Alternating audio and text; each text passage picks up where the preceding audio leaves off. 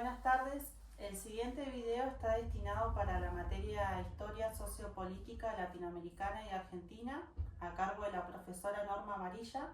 Somos estudiantes del turno mañana. Mi nombre es Guilar de Dayana. Salazar Lisset. Barrajo Brenda. Bueno, para el siguiente video es una presentación de coloquio. Vamos a utilizar este recurso que lo hicimos bajo la bibliografía con los autores dados por la profesora. Trabajamos Borón, Calvento y Andújar. Bueno, para empezar nuestra presentación vamos a tomar el Estado keynesiano de bienestar porque es el modelo que estaba vigente antes del Estado neoliberal. Este Estado también lo vamos a utilizar para hacer comparaciones entre el Estado de bienestar y el neoliberal. Este Estado se caracterizaba más que nada por el rol activo que tenía en la sociedad. También porque este Estado era responsable de la salud, de la educación, de los trabajadores, Claro, este Estado era activo porque diseñaba o implementó políticas, muchas políticas que beneficiaron a la sociedad, así también como los sindicatos donde allá, hicieron muchos derechos sociales, digamos, que protegían a los trabajadores, a la clase obrera, y eran los sindicatos donde ellos podían protegerse, o en el caso de algún accidente era ahí donde recurrían para ser respaldados más que nada. Claro, políticas basadas también en la educación, en la salud, sí. Todo que beneficiara, digamos, a la sociedad.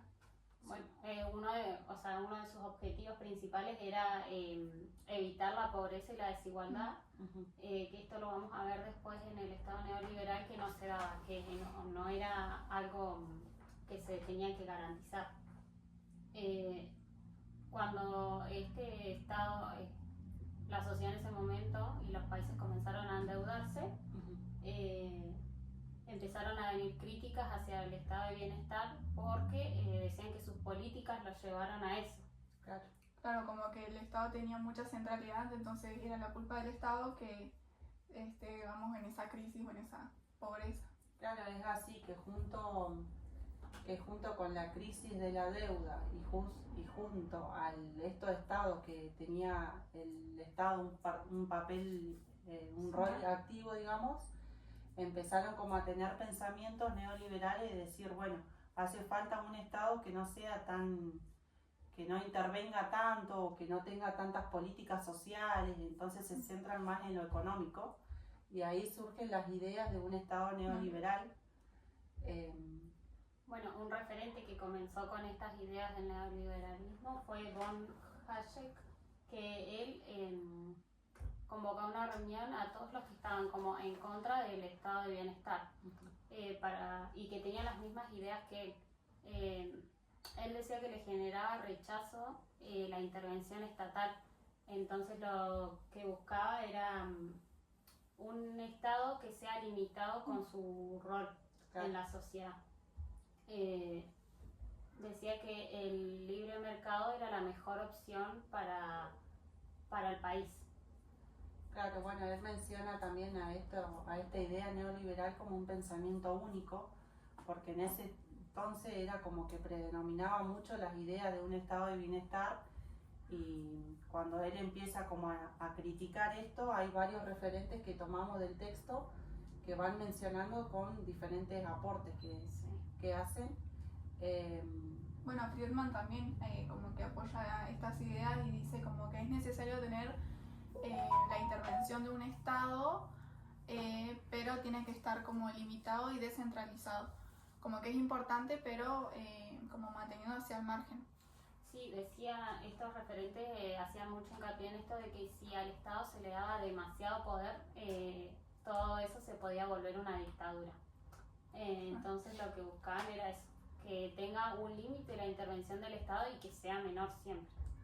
Bueno, también otro referente que tomamos del texto es a Perry y Pinto, que él dice que el surgimiento del Estado neoliberal como que no se da en un momento histórico, sino como que se da junto con el Estado keynesiano en la década de los 70, cuando ocurre esto, lo de la crisis económica y lo de la posguerra. Entonces ellos dicen que ahí surge, que no es que pasó algún hecho histórico, sino que ahí empiezan estas ideas de lo neoliberal.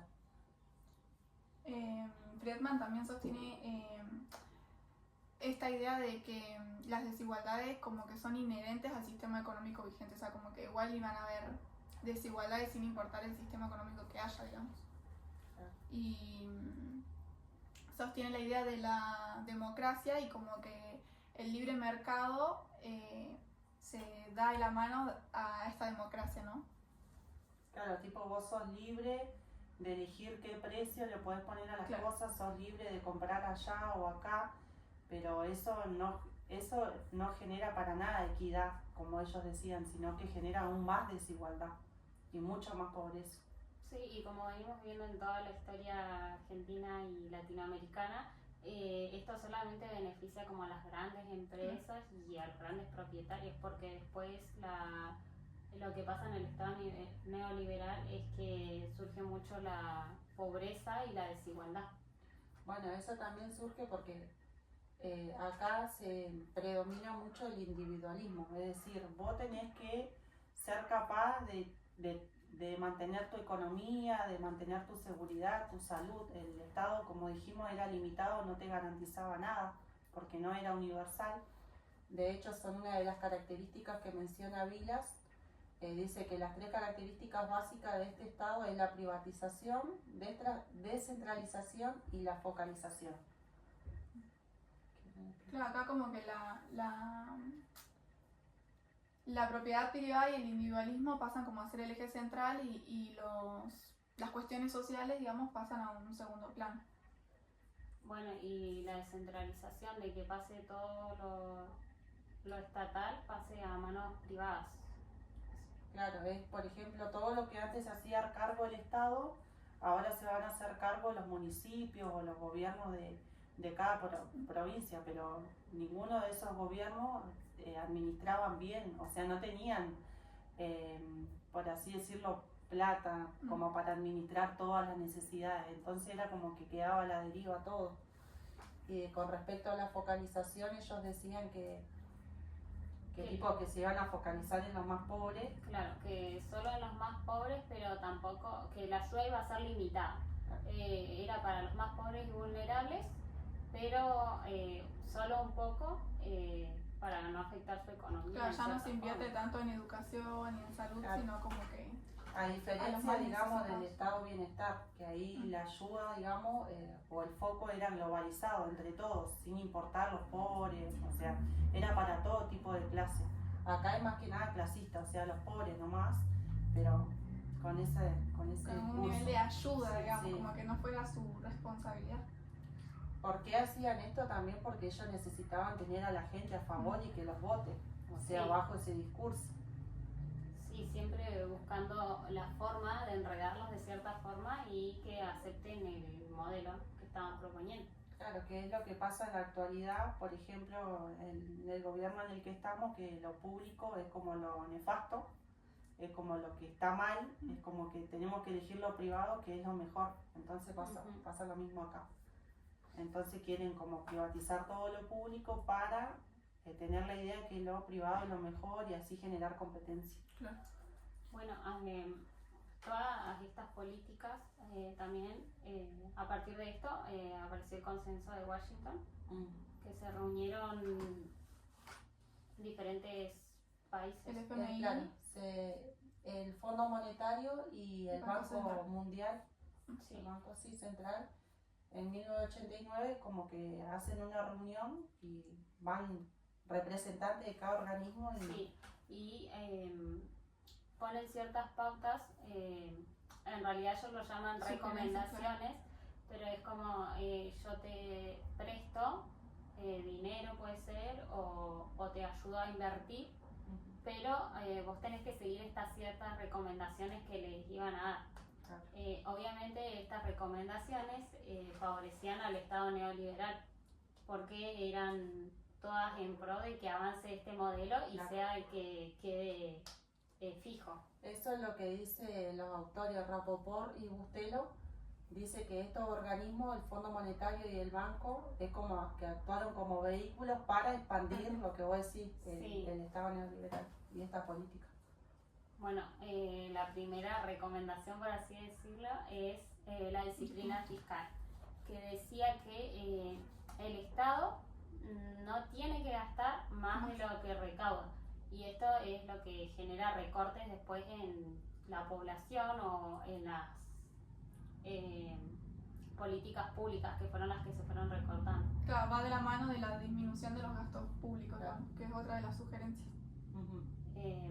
Que eso hace referencia a que no tienen que invertir en salud, en la educación, en las jubilaciones, por ejemplo, como en está pasando. En los salarios también. Sí. Después tenemos lo de mejorar la recaudación impositiva, que acá se subieron los impuestos a la sociedad, por así decirlo, pero a las grandes empresas se les bajaron estos impuestos. Después tenemos la liberación del sistema financiero. Después tenemos el mantenimiento de un tipo de cambio competitivo, la liberación comercial, esto del libre comercio, de que eras libre de comprar donde quieras sin pagar ningún tipo de impuesto, ninguna tasa, ni arancel, ni nada. Igual que va de la mano, digamos, de la liberación del sistema financiero, digamos, como que no haya control en el tema de los bancos. Después tenemos las facilidades de... ¿Cómo? Facilidades a inversiones externas. Esto no le ponía como ninguna traba a los inversionistas. Claro. Entonces, a partir de ahí... O sea, podían venir organismos de afuera a invertir acá o viceversa. O comprar empresas a muy bajo precio. Claro. Por ejemplo, ahí fue cuando compraron YPF. Bueno, vamos a hablar ahora. Sí, después vamos a hablar. Después tenemos la política de privatización de empresas públicas. Esto hizo que las empresas de electricidad, por ejemplo, del gas, del agua, todas esas cosas se privaticen y dejen de estar como en manos del Estado, sino que sean de empresas privadas. Claro, esa es otra diferencia también con el modelo de bienestar. Sí, eso iba a decir. Que digamos que en el modelo de bienestar hubo una nacionalización donde los países como invirtieron y compraron estas empresas como Ferrocarril, YPF y demás, y ahora con este modelo se privatizan. Bueno, después tenemos el cumplimiento estricto de la deuda externa. Acá los países tenían que pagar sí o sí esa deuda, no importaba si se sacaba dinero de algún gasto público, como le decían. O sea, se pagaba sí o sí la deuda.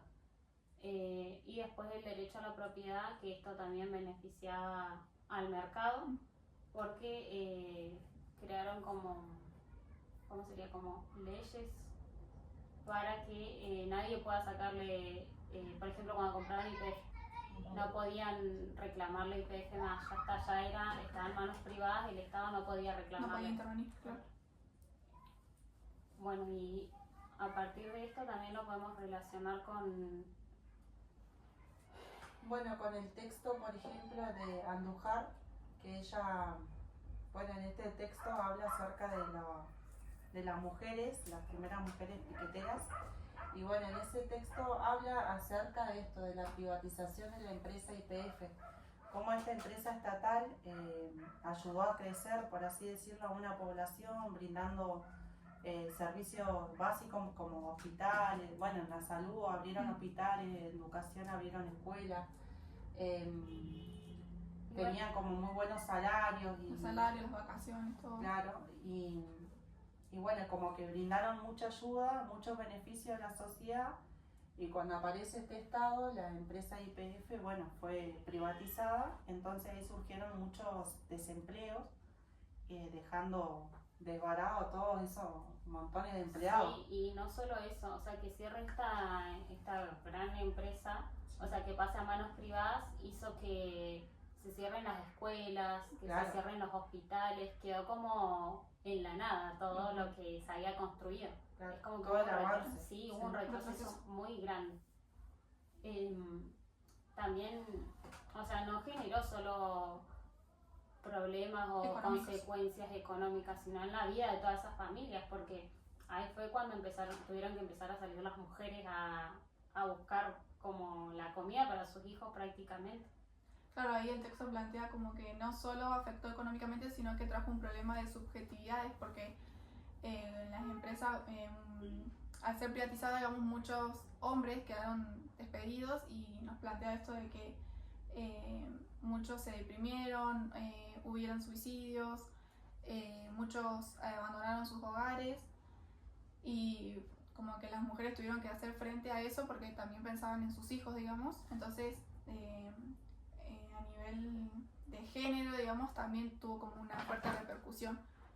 Entonces, bueno, lo que hacen las mujeres acá es un movimiento social, es decir, como dice la autora, pusieron el cuerpo, como no, por ejemplo, en estos casos los hombres. Por eso ella menciona en el texto como que hubo una reconfiguración en los roles de género, porque es la mujer ahora quien sale a la ruta, por así decirlo, a defender derechos que eran básicos y que fueron arrebatados, quitados. Entonces el hombre, uno de los motivos también porque el hombre no salía a la ruta era por miedo, porque lo que comparte la autora es varios testimonios, y en uno de esos testimonios ahí aparece la voz de un ex trabajador de YPF que dice que tenían miedo a volver a ser contratados. Entonces era como que no querían salir a reclamar ni nada porque después no iban a tener trabajo. O que despidan también a los que todavía tenían el trabajo, claro. Digamos. Entonces eran las mujeres quienes hacían estos reclamos, estos primeros piquetes, y fueron las que le pusieron el cuerpo a todas las necesidades. Por eso también se habla acá de un feminismo, no me acuerdo la palabra, como de un feminismo solidario, algo así, porque fue la mujer quien sustentó muchas necesidades de los pueblos. Bueno, y ahí vemos reflejado obviamente cómo estas políticas que se aplicaron con el consenso de Washington alcanzaron hasta esto con YPF, por ejemplo, que sucedió en Cutralcó. Entonces es como algo que pasó, por ahí uno lo ve muy lejano porque es en otro país, pero afectó a un lugar que es muy cercano a donde vivimos. Sí, afectó a la provincia de Neuquén, Plaza Vínculo, Cutralcó. Y pasó lo mismo con Ledesma, la empresa Ledesma en Jujuy, que también pasó estas mismas consecuencias. Al privatizarse trae todas estas consecuencias. A partir de ahí podemos relacionarlo con Borón, que él hace esta crítica, ¿no?, a todo el modelo neoliberal, porque él dice que el capitalismo es el que debilita la democracia y no al revés. Claro, como que el Estado neoliberal culpa, por así decirlo, al socialismo, y este autor nos plantea la idea de que es el capitalismo en sí lo que debilita la democracia, como que al no distribuirse bien la riqueza, como que no alcanza solo con el voto para que sea democrático, digamos. Bueno, y también esto de que todas estas políticas, ninguna de estas políticas que se lanzó iban a favorecer a la sociedad de igual manera, sino solamente iba a favorecer a las empresas más ricas y a las personas más ricas, ni siquiera a las pequeñas empresas, porque todo era en beneficio de los grandes empresarios. Claro, por eso él habla de una palabra que no me va a salir ahora, pero habla acerca de una democracia reducida, sí, que a cargo de las élites. Y habla de otra palabra que no me acuerdo. Claro, porque muchos de los discursos de quienes tenían estas ideas neoliberales ponían la democracia para convencer a la gente, pero en realidad eso no es democracia, porque se los priva de un montón de cosas que deberían ser garantizadas. Por eso, y con todo esto podemos ver cómo se achica el Estado y, como dice el texto, se agrandó la desigualdad en todo esto. Por eso es que trata también de romper con el tema de los sindicatos, por ejemplo. Es como, acá es algo fuerte, digamos, para los sectores sociales, pero el Estado neoliberal como que mete estas ideas de que ¿cómo sería? Como que los sindicatos... Sí, viene a debilitar a los sindicatos para que no luchen por los derechos de los trabajadores y acepten todas estas políticas y puedan seguir ellos. Bueno, por ejemplo, la autora Andújar, en el texto que habla de esto de la privatización de la empresa, ella menciona que acá los sindicatos fueron cómplices de las empresas, entonces como que los dejaron ahí a la deriva y no tomaron carta en el asunto para defender a la clase trabajadora, sino que estuvieron apoyando la privatización. Así lo menciona ella, que eso es lo que pasa acá con el Estado neoliberal. Bueno, y con todo esto nosotras podemos ver que es algo que se está repitiendo nuevamente en la actualidad, y que a través de políticas nuevas o de cosas que como que las camuflan, están intentando volver a este modelo. Claro, es como que esto asentó las bases para que a futuro se vuelvan a retomar estas políticas, y bueno, es lo que estamos viendo actualmente en relación, por ejemplo, a la educación, que enseguida se quiso privatizar, que el tema de los vouchers, que generando competencia, que esta escuela es mejor que esta porque tiene esto, entonces la pública ya es desmerecida. Entonces, o como recortar el tema de los pagos a los jubilados. Son un montón de la medicación. Sí, son un montón de cosas que se están volviendo a repetir. Volvemos a la propiedad privada, digamos, y al individualismo, como que cada individuo tiene que... Vos sos libre de elegir, por ejemplo, si tengo una escuela privada y una pública y me dan voucher, como que voy a ir a la privada porque es lo mejor. Por ejemplo, así mismo pasa con los hospitales, como que se le dejan de dar insumos a los hospitales públicos para que dejen de funcionar, no se bajan mucho los salarios de los profesionales para que decidan ir a trabajar o optar por uno privado y así generar esta competencia, es decir, la gente, bueno, me atiendo en un privado que quizás es más rápido el turno y eso, cuando sabemos que no es así. Cada uno tiene que, como que cada individuo tiene que garantizar su seguridad y su mantenimiento, digamos. Su salud. Bueno, y con esto podemos nosotras tomar decisiones y saber qué es lo que vamos a elegir, y ser conscientes de todo lo que sucedió para que no vuelva a repetirse. Claro, como tener memoria de todos estos hechos o de los derechos que sí tuvimos, que sí fueron garantizados en su momento y que ahora nos lo están arrebatando, y no tener una vista gorda, sino también hacer frente a esto, como por ejemplo en los textos estos de los movimientos sociales, cuando recién se vieron las primeras marchas feministas, todo, hoy existe un grupo de feminismo donde podemos expresarnos, marchar por nuestros derechos y bueno, y que no nos arrebaten sin mirar toda la historia. No quedarnos con ese primer discurso que quizás nos hacen creer que como que ciertas políticas que en realidad son beneficiosas, como que hay un trasfondo de eso y como que nos están afectando, digamos, como que ver bien cuál es el discurso que se sostiene. Igual que pensando en lo de YPF y la privatización y el rol que se dio ahí con los hombres y las mujeres, como esta devaluación, digamos, que tiene el hogar, ¿no? Porque era como que ellos se sentían inútiles, y generaba como vergüenza por el hecho de estar en la casa, ¿no? Y como pensar desde este rol también, ¿no? ¿Qué hacemos nosotras, todas las personas que están en la casa? Como que no simplemente estamos en la casa, como que hay otros trabajos que quizás también están ahí desvalorizados. Así que bueno, un poco de nuestra reflexión sería eso, de mirar los derechos, digamos, con historicidad, que no nacieron así porque sí, sino que fueron luchas de muchas personas, y bueno, y que no sean arrebatados los derechos bajo discursos que quieran cambiarte las ideas y demás, que es lo que pasó ahora, ¿no?